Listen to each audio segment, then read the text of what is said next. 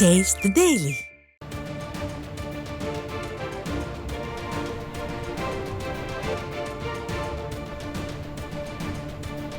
அண்மை செய்தி. திமுக ஆட்சியில் தமிழகத்தில் கடந்த 9 நாட்களில் 48 பாலியல் வன்கொடுமை சம்பவங்கள் அரங்கேறியிருக்கிறது. இது குறித்த கூடுதல் விவரங்களை தலைமை செய்தியாளர் ஜெயக்குமார் வழங்க கேட்கலாம். வணக்கம் ஜெயக்குமார், விவரங்களை பதிவு பண்ணுங்க. வணக்கம் அருண். திமுக ஆட்சியில் கடந்த 9 நாட்களில், அதாவது பிப்ரவரி மாதம் 1ஆம் தேதியிலிருந்து 9ஆம் தேதி வரை 9 நாட்களில் தற்போது வரை 48 பாலியல் வன்கொடுமை சம்பவங்கள் தமிழகத்தில் அரங்கேறி இருக்கிறது. இந்த 48 பாலியல் வன்கொடுமை சம்பவங்களில் 36 போக்சோ வழக்குகளாக பதிவு செய்யப்பட்டிருக்கிறது. 12 பாலியல் வன்கொடுமை வழக்குகள் பதிவாகி இருக்கிறது. கடந்த 1/1/2025 முதல் 9/2/2025 வரை 40 நாட்களில் தமிழகத்தில் 120 பாலியல் வன்கொடுமை சம்பவங்கள் அரங்கேறி இருக்கின்றன. இதில் 91 போக்சோ வழக்குகளும் 29 பாலியல் வன்முறை சம்பவங்களும் அரங்கேறி இருக்கிறது. தமிழகத்தில் பாலியல் வன்கொடுமை திமுக ஆட்சியில் தலைவிரித்து ஆடிக்கொண்டிருக்கிறது. பள்ளிகளிலே செல்லக்கூடிய மாணவிகளுக்கு, சிறுமிகளுக்கு பாதுகாப்பு இல்லாத ஒரு சூழ்நிலை ஏற்பட்டிருக்கிறது. வேலையே பயிரை மேய்கிறது. பள்ளியில் கடவுளாக பார்க்கக்கூடிய ஆசிரியர்களே காமகன்களாக மாறி மாணவிகளை கற்பழிக்கக்கூடிய சம்பவம், கூட்டு பாலியல் வன்கொடுமை சம்பவம் ஒட்டுமொத்த தமிழகத்தையே நிலைகுலைய செய்திருக்கிறது. 3 வயது சிறுமி முதல் 80 வயது மூதாட்டி வரை பாலியல் வன்கொடுமைக்கும் கூட்டு பாலியல் வன்கொடுமைகளுக்கும் ஆளாக்கப்படுகிறார்கள். குறிப்பாக சென்னை அண்ணா பல்கலைக்கழகத்திலே 2ஆம் ஆண்டு படிக்கக்கூடிய மாணவி பாலியல் வன்கொடுமைக்கு ஆளாக்கப்பட்டார். அந்த சம்பவத்தில் திமுக நிர்வாகி ஞானசேகரன் கைது செய்யப்பட்டு சிறையில் அடைக்கப்பட்டிருக்கிறார். அவரோடு தொடர்புடையவர்கள் இன்னும் எத்தனை பேர் இருக்கிறார்கள் என்கிற முழு விவரத்தை இன்னும் கூட இந்த காவல்துறை வெளியிடவில்லை.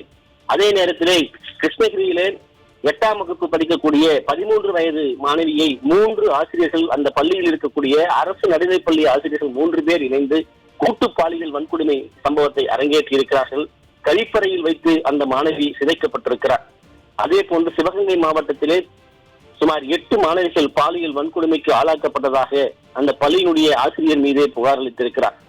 நேற்றைய தினம் பார்க்கிற பொழுது 10 மாணவிகள், அதாவது பாலியல் வன்கொடுமை தொடர்பாக தொடுதல் குறித்து அங்கு இருக்கக்கூடிய அந்த குழந்தைகள் நல அதிகாரிகள் எடுத்த வகுப்பிலே 10 மாணவிகள் பாலியல் துன்புறுத்தலுக்கு ஆளாக்கப்பட்டதாக தெரிவித்திருக்கிறார்கள். ஒரு மாணவி எழுத்துப்பூர்வமாக தனக்கு இணைக்கப்பட்ட அநியாயம் குறித்து, அந்த வேதனையை குறித்து அந்த அதிகாரிகளிடம் அவர் தெரிவித்திருக்கிறார். அதன் பிறகு இது புகாராக அளிக்கப்பட்டிருக்கிறது. புகார் பெறப்பட்ட பிறகு அங்கு இருக்கக்கூடிய அந்த அதிகாரிகள் சம்பந்தப்பட்ட அந்த பள்ளியில் இருக்கக்கூடிய நிர்வாகிகளை, அந்த ஆசிரியரை கைது செய்திருக்கிறார்கள். அறிவியல் பாடம் நடத்தக்கூடிய ஆசிரியர் அறிவு இல்லாமல் இப்படிப்பட்ட ஒரு செயலை செய்திருப்பதாக பெற்றோர்களும் உறவினர்களும் குற்றம் சாட்டியிருக்கிறார்கள். திமுக ஆட்சியில் ஒவ்வொரு மணி நேரத்திற்கும் பாலியல் வன்கொடுமை சம்பவம் என்பது அரங்கேறுகிறது. ஒவ்வொரு மணி நேரத்திற்கும் சிறுமிகள் முதல் பாட்டிகள் வரை பாலியல் வன்கொடுமைக்கும் பாலியல் அட்டூழியங்களுக்கும் கூட்டு பாலியல் வன்கொடுமைக்கும் ஆளாக்கப்படுகிறார்கள். குறிப்பாக இந்த ஏற்காடில் இருக்கக்கூடிய ஏற்காடு என்கிறது சேலம் மாவட்டத்தில் இருக்கக்கூடிய அந்த மலை கிராமமாக இருக்கிறது. இந்த மலையில் அந்த இருக்கக்கூடிய உண்டு உறைவிட மலைவாழ் பழங்குடி மக்களுக்கான அந்த பள்ளியில் தான் 10 மாணவிகள் புகார் அளித்திருக்கிறார். குறிப்பாக வெளியே சொன்னால் கொன்று விடுவேன், விரட்டி விடுவேன், பள்ளியை விட்டு அனுப்பி விடுவேன் என்றெல்லாம் ஒரு ஆசிரியர் சொல்லுவாரா என்பதை எண்ணிக்கூட பார்ப்பதற்கே மோசமான ஒரு சூழ்நிலையில் தமிழகம் சென்று கொண்டிருக்கிறது.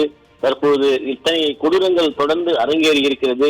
அதே போன்று வேலூர் அருகே ஓடுகிற ரயிலிலே 2 பேர் ஒரு கர்ப்பிணி என்று கூட பாராமல் பாலியல் வன்முறை வெறியாட்டத்தில் ஈடுபட்டிருக்கிறார்கள். ஒருவரை கைது செய்த காவல்துறை மற்றொருவரை தேடி வருவதாக கூறுகிறது. கர்ப்பிணியுடைய வயிற்றிலேயே 4 மாத குழந்தை சிசு உயிரிழந்திருக்கிறது. குறிப்பாக இந்த சம்பவத்திலே ஓடுகிற ரயிலிலே அவருடைய கையை உடைத்து கீழே தள்ளி கால் உடைந்து மண்டை உடைந்து தனது கர்ப்பம் கலைந்து இன்றைக்கு அந்த தாய் நிர்கதியாய் உயிருக்கு போராடி கொண்டிருக்கிறார். அரசு மருத்துவமனையிலே சிகிச்சை அளிப்பதற்கு கூட இந்த திமுக ஆட்சியால், சுகாதாரத்துறையால் ஒரு பஸ் இல்லை என்கிற ஒரு ரயிலே ஆந்திர மாநிலம் சித்தூரில் இருந்து வந்து திருப்பூரிலே ஒரு தையல் தொழிலாளியாக இருந்து பாதிக்கப்பட்டிருக்கக்கூடிய அந்த பெண் மிகுந்த வேதனையோடு பதிவு செய்திருக்கிறார்.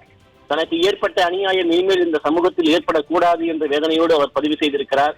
குறிப்பாக இந்த சம்பவத்தை பொறுத்தளவிற்கு தமிழகத்தில் ரயிலில் மட்டும் பயணம் செய்தால் பாதுகாப்பு இல்லை, நடமாடினால் கூட பாதுகாப்பு பெண்களுக்கு இல்லை என்பதை அவர் வேதனையோடு பதிவு செய்திருக்கிறார். தமிழகத்தில் நடப்பதற்கே பெண்களுக்கு பாதுகாப்பு இல்லை என்றால் இரவு நேரங்களிலே, பள்ளிக்கூடங்களிலே, அலுவலகங்களிலே, பல்வேறு இடங்களிலே பெண்கள் எப்படி நாசமாக்கப்படுகிறார்கள் என்பது அந்த வேதனையுடைய, துயரத்தினுடைய, அந்த கண்ணீரினுடைய வார்த்தையிலிருந்து நமக்கு புரிகிறது. இப்பொழுது தனியார் மருத்துவமனையில் அந்த பெண்ணுக்கு சிகிச்சை அளிக்கிறார்கள் என்றால் அரசு மருத்துவமனையுடைய நிலவரங்கள் என்ன? அரசு மருத்துவமனையில் போதுமான கட்டமைப்பு இல்லை என்றால் சாதாரண மக்களுக்கு மட்டும் எப்படி அவர்கள் வரக்கூடிய நோயாளிகளுக்கு இவர்கள் அவருடைய நோயை போக்குவார்கள், குணமடைய செய்வார்கள் என்பது மிகப்பெரிய ஒரு கேள்விக்குறியாக இருக்கிறது. தனியார் மருத்துவமனையில் நடைபெறக்கூடிய அந்த செலவுகளை அரசே ஏற்கும் என்று சொன்னால் பாதிக்கப்பட்ட அந்த பெண்ணிற்கு நியாயம் எப்போது கிடைக்கும், நீதி எப்போது நிலைநாட்டப்படும்? அரசு மருத்துவமனையிலுடைய ஒரு சிகிச்சை இல்லை என்பதைத்தான் இன்றைக்கு திமுக ஆட்சியில இது வெட்ட வெளிச்சமாக பார்க்க முடிகிறது. மருத்துவ சேவையில் கூட நம்பகத்தன்மை என்பது கேள்விக்குறியாகி கொண்டிருக்கிறது. இப்படி அரசு மருத்துவமனையில் சேர்த்தால் அவருடைய உயிருக்கே பிரச்சனை வந்துவிடுமோ என்கிற நிலையில் தற்போது அவரை தனியார் மருத்துவமனையில் அனுமதிக்கப்பட்டிருக்கிறார். இப்படி ஒவ்வொருவராக பாதிக்கப்படுவர்கள் தனியார் மருத்துவமனைக்கு தேடி செல்ல முடியுமா? அதே நேரத்தில் அரசு மருத்துவமனையுடைய அந்த சிகிச்சை என்பது மிகப்பெரிய கேள்விக்குள்ளாக்கப்பட்டிருக்கிறது. அரசு மருத்துவருடைய தரம் இல்லையா, மருத்துவர்கள் இல்லையா, செவிலியர்கள் இல்லையா, கட்டமைப்பு இல்லையா, உலக தரத்தில் மருத்துவ வசதிகள் என்ற பெருமை பேசும் திராவிட மாடலுடைய இந்த சொல் என்பது வாய்த்தவராக இருக்கிறதா என்று அவர்கள் கேள்வி எழுப்பியிருக்கிறார்கள். இன்றைக்கு பாலியல் வன்கொடுமை என்பது ஒவ்வொரு மணி நேரத்திற்கும் தொடர்ந்து பாதிக்கப்பட்டு வருகிறார்கள். இதற்கு இரும்பு கரம் கொண்டு அடக்கப்பட வேண்டும், பாதிக்கப்பட்டவர்களுக்கு நியாயம் கிடைக்க வேண்டும் என்பதுதான் இந்த பாலியல் ரீதியாக பாதிக்கப்பட்டு பாலியல் துன்புறுத்தலுக்கு ஆளாக்கப்பட்டு நொடிந்து போய் இருக்கக்கூடிய அந்த மக்களுடைய அவருடைய கண்ணீர் கோரிக்கையாக இருக்கிறது. சுமார் 40 நாட்களில் 120 பேர் பாலியல் ரீதியாக பாதிப்படைந்திருக்கிறார்கள் என்றால் ஒரு நாளைக்கு 3 பேர் சராசரியாக பாலியல் வன்கொடுமையில் தமிழகத்தில் ஆளாக்கப்பட்டிருக்கிறார்கள். நாம் கூறுவது புகார் அளிக்கப்பட்டு கைது நடவடிக்கை செய்தது, கைது செய்யாமல் இருக்கக்கூடிய இந்த தகவலுடைய அடிப்படையில் தான். இன்னும் புகாரை பெற்றுக்கொண்டு ஆய்வாளருடைய கண் பார்வையிலேயே அவருடைய டேபிள் மேலே எத்தனை புகார்கள் தூங்கிக் கொண்டிருக்கிறது, எத்தனை பேர் இன்னும் வெளிச்சத்திற்கு வந்து தங்களுக்கு ஏற்பட்ட பாலியல் அநியாயங்கள் அட்டூழியங்கள் தொடர்பாக புகார் அளிக்காமல் இருக்கிறார்கள் என்பதெல்லாம் மிகப்பெரிய ஒரு கேள்வியாக இருக்கிறது. அந்த புள்ளி விவரங்கள் எல்லாம் நமக்கு இன்னும் கிடைக்காமல் இருக்கிறது. அது கிடைத்தால் இந்த எண்ணிக்கையும் தாண்டி பெரிய ஒரு எண்ணிக்கையாக இருக்கும் என்று, அதிர வைக்கக்கூடிய எண்ணிக்கையாக இருக்கும் என்று கூறப்படுகிறது.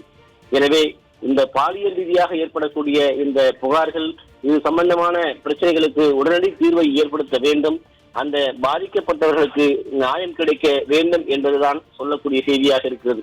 9 நாட்களில் 48 பேர் பாலியல் வன்கொடுமைக்கு ஆளாக்கப்பட்டிருக்கிறார்கள் என்றால் எந்த அளவில் தமிழகத்தில் சட்டம் ஒழுங்கு சீர்கெட்டு இருக்கிறது என்பதை நம்மால் பார்க்க முடிகிறது.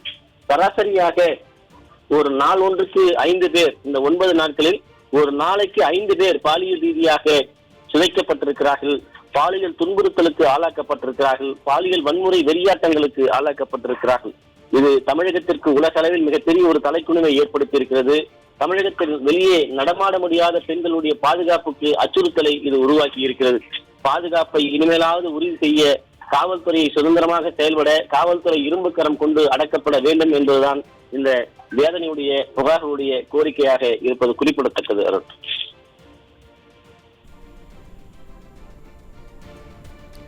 விரிவான விவரங்களை வழங்கியமைக்கு நன்றி ஜெயக்குமார்.